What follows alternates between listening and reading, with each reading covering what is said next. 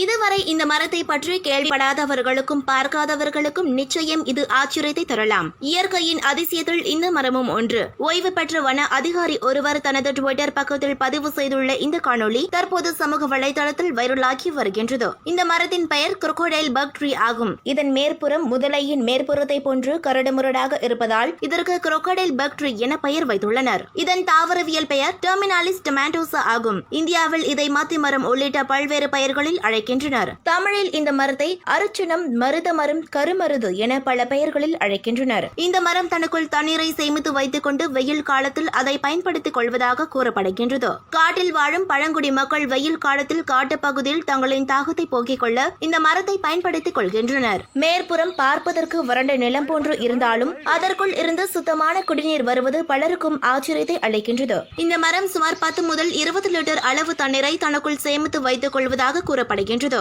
மற்ற மரங்கள் காய்கனிகளை மனிதனுக்கு தருவது போன்று இந்த மரம் தண்ணீரை தருகின்றது. கர்நாடக மாநிலம் பண்டிப்பூர் நேஷனல் பார்க்கில் இந்த மரங்கள் குறித்து ஆய்வுகள் மேற்கொள்ளப்பட்டதில் எப்படி தனக்குள்ள இந்த மரம் தண்ணீரை சேமித்து வைத்துக் கொள்கின்றது என்பது இதுவரை புரியாத புதிராக இருப்பதாக ஆய்வாளர்கள் கூறியுள்ளனர். இந்த மரத்தில் தண்ணீர் எந்த வழியாக உள்ளே சென்று மரத்தினுள் சேமிக்கப்படுகின்றது என்பது இன்றைக்கும் விடை கிடைக்காத கேள்வியாக உள்ளது. காட்டில் தண்ணீர் தேவைப்படுபவர்கள் இந்த மரத்தை 1 இன்ச் அளவு ஓட்டை போட்டவுடன் பைப்பில் இருந்து தண்ணீர் வருவது போன்று சுத்தமான நீரை பாய்ச்சி அடிக்கின்றது இந்த மரம். சிறிது நேரம் கழித்து ஓட்டை அடைக்கப்பட்டு தண்ணீர் வருவது தானாகவே நின்றுவிடும் என கூறப்படுகின்றது.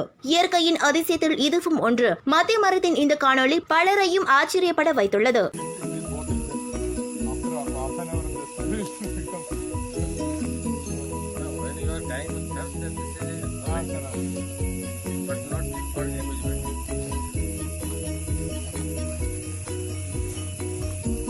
சற்றுமுன் டைம்ஸ் சோஷியல் ட்ரெண்ட் செய்திகளை தவறாமல் காண நம்ம சேனலோடு தொடர்ந்து இணைந்திருங்கள்.